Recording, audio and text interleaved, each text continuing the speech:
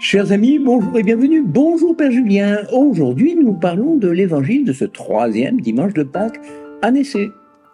Bonjour Jean, merci de m'accueillir sur Culture Bible. Et nous continuons notre lecture de l'évangile selon Saint Jean, les versets 1 à 19 du chapitre 21. Pourquoi les disciples ont-ils tant de mal à reconnaître Jésus ? Parce que le corps de Jésus a subi une transformation, il est ressuscité, il est entré dans la gloire de Dieu. Et parce que Jean a voulu aussi nous faire comprendre que depuis la résurrection, Jésus reste présent auprès de ses disciples, mais autrement. Autrement, c'est-à-dire ?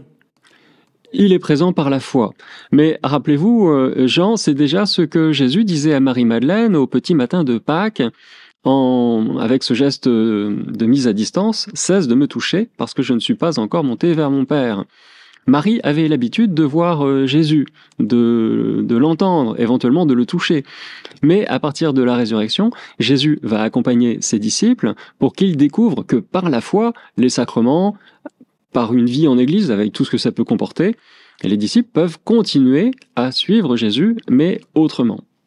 Alors on imagine que la transition n'a pas dû être facile à vivre.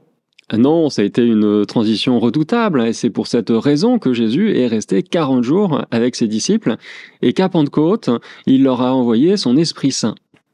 Dans cette scène, quand Jésus est sur la plage et les disciples en mer, Jésus en effet n'est pas reconnu à son apparence physique, ni au ton de sa voix, mais au signe de la pêche miraculeuse.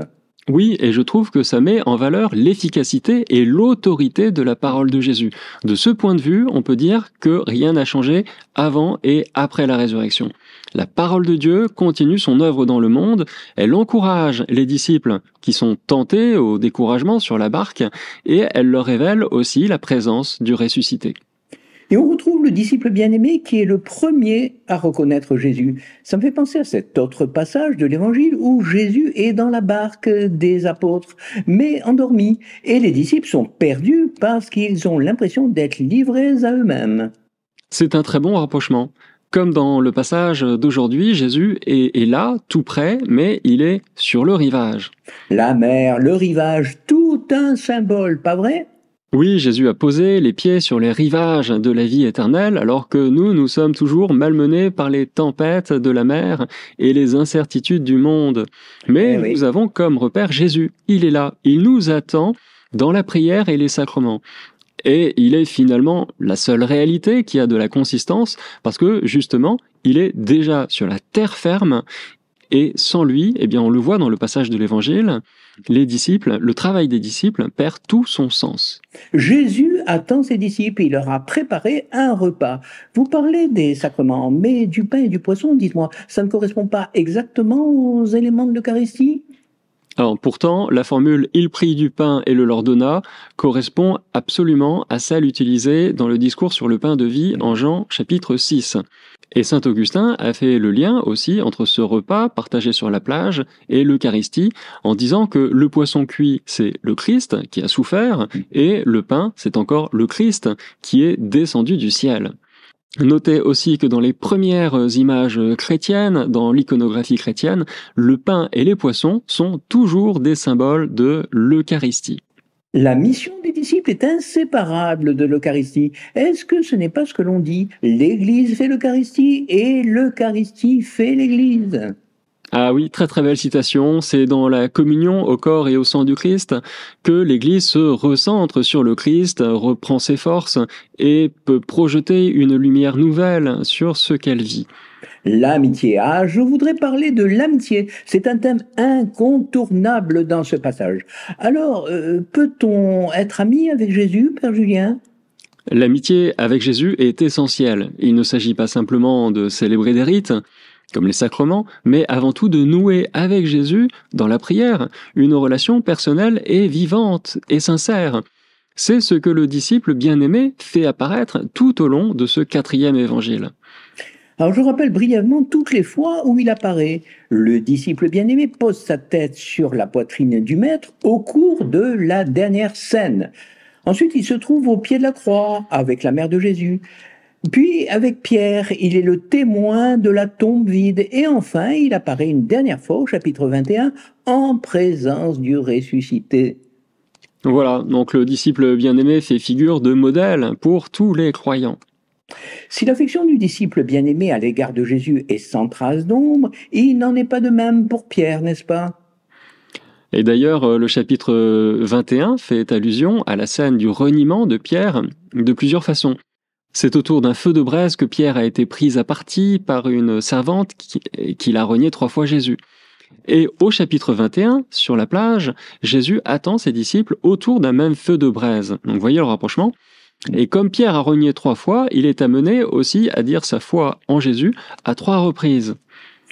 Alors il me semble que Jésus avait annoncé avant la passion le reniement de Pierre.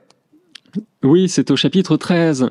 Jésus annonçait son départ et Pierre demandait à Jésus, « Seigneur, où vas-tu » Et Jésus répondait, « Là où je vais, tu ne peux pas me suivre maintenant, mais tu me suivras plus tard. » Eh bien, nous y voilà, c'est le moment de vérité. Mais est-ce que Pierre est capable de suivre Jésus après son triple reniement? C'est ça la question en fait. Vous avez raison de rappeler que Pierre n'a pas été à la hauteur durant les jours de la Passion. Il faut donc que Pierre revienne vers Jésus, qu'il accueille son pardon et soit à nouveau envoyé en mission par Jésus. Et pour conjurer ce triple reniement, Jésus va poser 3 fois la même question à Pierre. C'est un moment fondateur pour l'apôtre, pour Pierre, et il va découvrir ce que signifie vraiment vivre l'Évangile. Alors on imagine la force du témoignage de Pierre dans les communautés qu'il fréquentera par la suite. C'est un magnifique témoignage de la miséricorde de Dieu, n'est-ce pas? Oui, jusque-là, Pierre avait assisté aux signes comme de l'extérieur, mais cette fois, il est lui-même l'objet de la miséricorde de Jésus. Un amour total, gratuit, inconditionnel. Il fait l'expérience de cet amour-là. Les traductions ne parviennent pas tout à fait à rendre les nuances du grec en ce qui concerne le verbe aimer. Pierre emploie le terme philéo, tandis que Jésus utilise le mot agapéo. Et c'est vraiment pas pareil du point de vue du sens. Alors si je me rappelle bien de mes cours de grec, ça remonte à l'Ampèbre. Le verbe philéo exprime l'amour d'amitié, l'affection. Et le verbe agapéo est beaucoup plus fort. Il signifie l'amour sans réserve, total et inconditionnel. Donc, la première fois, Jésus demande à Pierre, « Simon, m'aimes-tu d'un amour inconditionnel, d'un amour agapé ?» Et vous remarquez que Pierre ne répond pas par le même verbe, il utilise 3 fois le même mot, philéo, l'amour de simple amitié, en disant « Oui, je t'aime bien ». Et il est très probable que Pierre, avant sa trahison, ait été capable de dire qu'il pouvait aimer Jésus de manière inconditionnelle. Mais depuis son reniement, il a vécu un véritable traumatisme. Il y a quelque chose qui a changé. Il a réalisé à quel point son amour pouvait être fragile. Et il dit à présent humblement, « Oui, je t'aime bien, mais pas plus. » Ce qui est étonnant, c'est de voir que petit à petit, Jésus s'adapte à cet amour blessé que Pierre lui propose. Et il finit par se mettre à son niveau, en lui posant cette question à laquelle Pierre peut répondre. Est-ce que tu m'aimes bien avec le verbe philéo? Oui, du coup, à la 3e question de Jésus, Pierre peut répondre « Seigneur, tu sais tout, tu sais bien que je t'aime. » Alors on sent que Pierre est désolé de ne pas pouvoir faire mieux, mais il est honnête avec lui-même comme avec Jésus. Et Jésus va s'en contenter. Par la grâce de l'Esprit Saint, donné le jour de Pentecôte, il fera grandir cet amour, et dans la confiance, Pierre se laissera faire, émerveillé d'être tant aimé, et à la fois si peu à la hauteur. Si j'ai bien compris, à nous maintenant de faire mémoire de cet amour agapé dont nous avons été l'objet. Il y a certainement de quoi témoigner, nous aussi, du même genre d'expérience. Amen. Eh bien, je crois que l'Église est faite pour ça, pour nous permettre, nous aussi, de faire l'expérience de l'amour agapé. Chers auditeurs, je rappelle que si vous arrivez sur cette chaîne pour la première fois, vous pouvez vous abonner. Et si vous êtes déjà abonné, pensez éventuellement à activer l'option notification pour recevoir les toutes dernières nouvelles sur Culture Bible. Voilà, et on se donne rendez-vous lundi prochain à 18h sur Culture Bible pour notre podcast.